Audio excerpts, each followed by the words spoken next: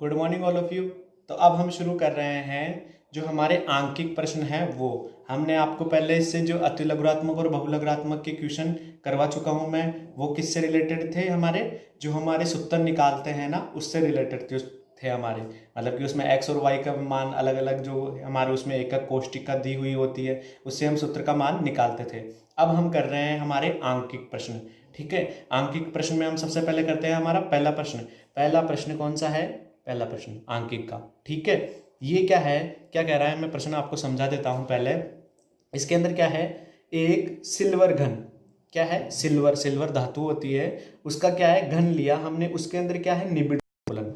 वो कौन सा निबिड़ संकुलन दर्शाता है? सीसीपी दर्शाता है। सीसीपी किसी एक ही चीज होती है, मैं आपको बता चुका। ठीक है, तथा करता है, तथा इसके एक्स किरण, इसके एक्स किरण अध्ययन से जो हम अब इसका क्या करते हैं, हम अब जब इसका मशीनरी के अंदर इसके एक जो एक्स किरण जो होती है मशीनरी के अंदर हम करते हैं, उससे हम क्या पता लगाते हैं कि जो इसकी एकक इकाई कोष्टिका होती है, इकाई कोष्टिका, कोष्टिका मतलब कि जो हम इसकी एकक कोष्टिका लेते हैं, उसके जो किनारे की, किनारे यानी मतलब उसको क्या बोलते हैं, एज, उसकी लंबाई क्या प्राप्त हुई हमें? 408.6 पिकोमीटर। ठीक है, उसकी जो एकक कोष्टिका की जो किनारे की लंबाई है वो हमें क्या प्राप्त हुई? 408.6 प्राप्त हुई। और जो सिल्वर, हमें क्या ज्ञात करना है? सिल्वर का घनत्व ज्ञात कीजिए। सिल्वर का क्या ज्ञात करना है? घनत्व ज्ञात करना है।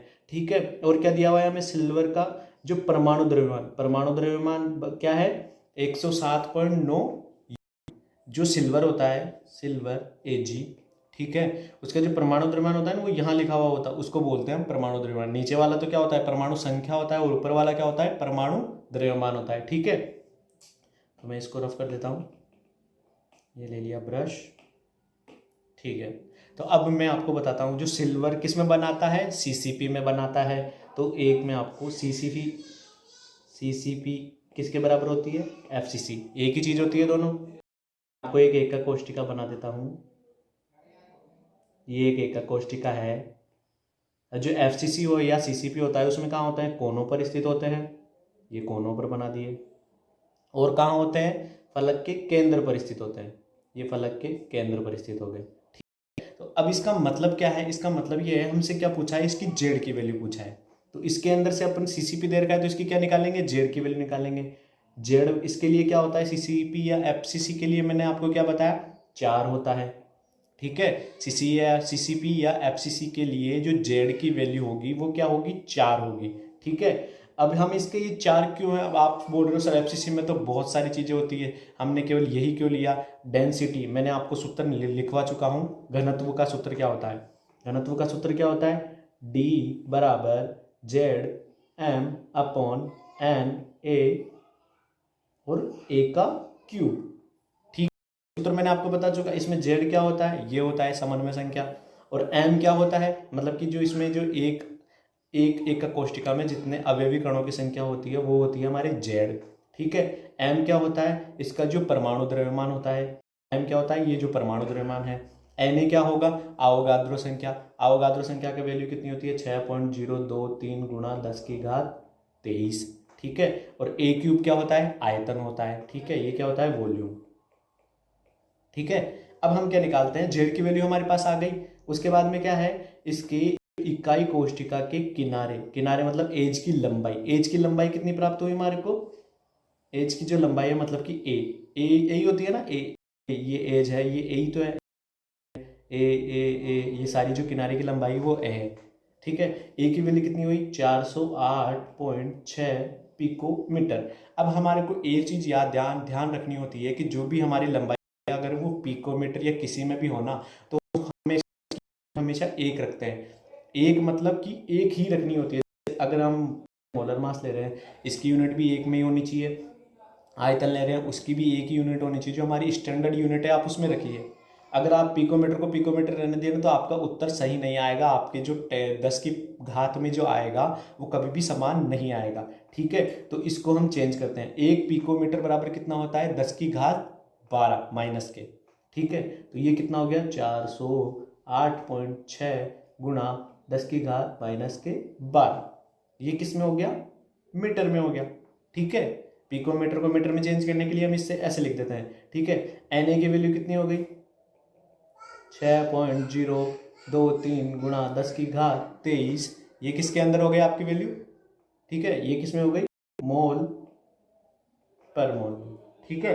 ये आपकी किसके अंदर वैल्यू आ गई पर मोल में।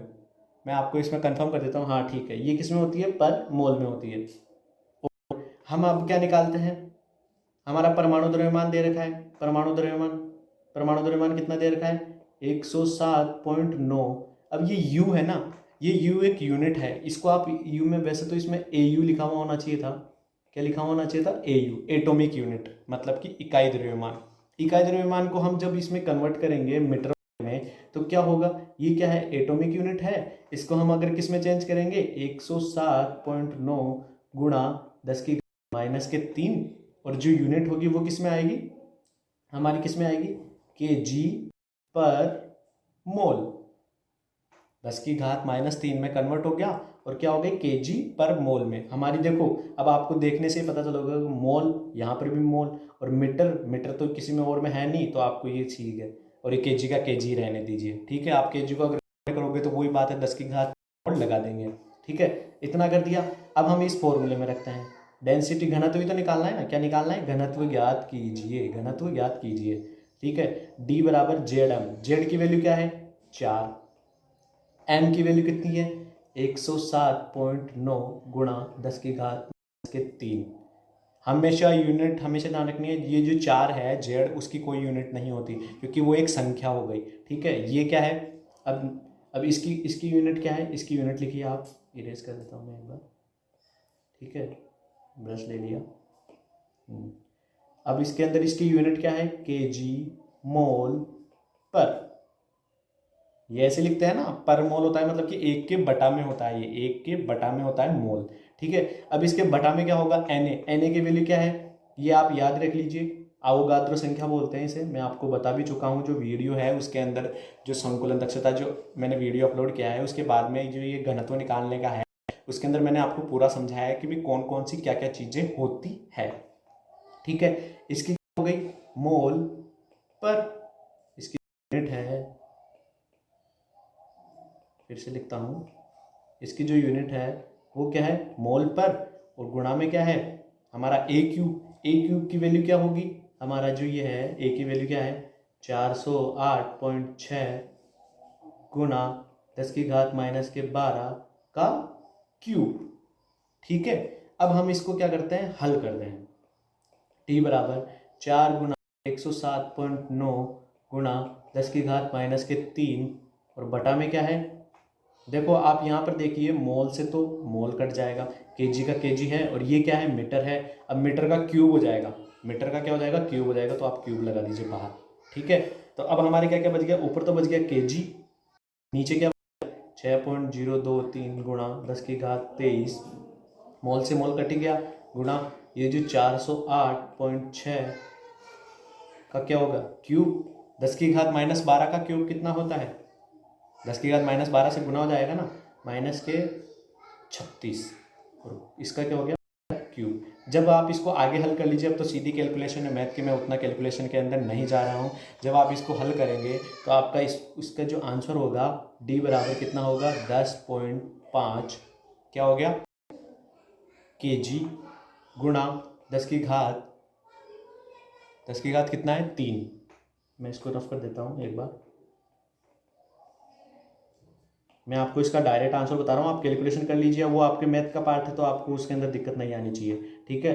गुणा 10 की घात 3 kg, क्या आ गया आगे मोल तो नहीं आएगा मीटर क्यूब, ठीक है, ये पर मीटर क्यूब होगा, ठीक है, kg पर मीटर क्यूब। तो अगर हम उसको कन्वर्ट करते हैं, किसके अंदर कन्वर्ट करते हैं, जैसे अब आप इसको ग्राम में भी लिख लीजिए 10.5 गुना, अब kg को अपन ट्रांसफर करेंगे ग्राम के अंदर, ये -3 है पहली बात, तो अगर kg को हम ग्राम में करेंगे तो 10 की घात 3 से 10 की घात 3 कट जाएगा, ग्राम मोल ये मीटर पर क्यूब।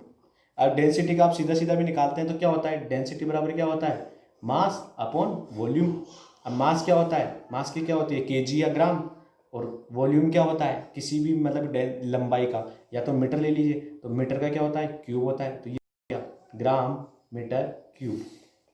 तो हमारी ये जो इसकी यूनिट है इकाई है वो यही आ गई। तो क्या होगा 10.5 ग्राम मीटर क्यूब, ये पर मीटर क्यूब है। ठीक है, आपको मैं फिर से बता देता हूँ, जो हम सीसीपी है, सीसीपी या एफसीसी, उसके लिए जेड की वैल्यू कितनी हो गई 4 प्राप्त हुई, क्योंकि एक कोष्टिका सीसीपी या एफसीसी बनाता है। उसके बाद में क्या है, इसकी जो इकाई कोष्टिका है उसके किनारे की लंबाई कितनी है 408, 408 है। और सिल्वर का घनत्व हमसे पूछा है, सिल्वर का घनत्व हमसे पूछा है, इसका परमाणु द्रव्यमान दे रखा है हमको। ठीक है, डी बराबर ZM/Na³ है, और हमारे एवोगाद्रो संख्या 6.23 गुणा 10⁻23 क्या होता है इसमें मोल पर, ये मोल पर होता है, ये वाली जो चीज़ है ना ये मोल पर में होती है इसकी यूनिट। ठीक है, अब हमें 107.9 एटॉमिक यूनिट दे रखा है इकाई द्रव्यमान, उसको हमने कन्वर्ट किस में किया किलोजूल पर मोल में कन्वर्ट किया, हो गया कन्वर्ट। उसके बाद में ये वैल्यू रखी यहाँ से मोल पर कट गया। उसके बाद में क्या है मीटर क्यूब, और ये ऊपर तो क्या बच गया केजी बच गया, नीचे क्या बच गया मीटर क्यूब बच गया। तो केजी मीटर क्यूब हल करेंगे तो ये वाली वैल्यू आएगी। और जब 10⁻³ केजी है ये, तो जब हम केजी को ग्राम में करेंगे तो 1 केजी बराबर क्या होता है 1000 ग्राम। ठीक है, तो ये 10⁻³ हो गया, फिर से 10⁻³ से 10⁻³ कट गया तो कितना बचा ये वाला ग्राम बच गया। ठीक है, और ये आपको यूनिट हमेशा याद रखना, आप चाहे आंसर करके आए चाहे कुछ भी चीज़ करके आए, हमेशा उसका आंसर जरूर लिखें। ठीक है, तो आपको ये समझ में आ गया।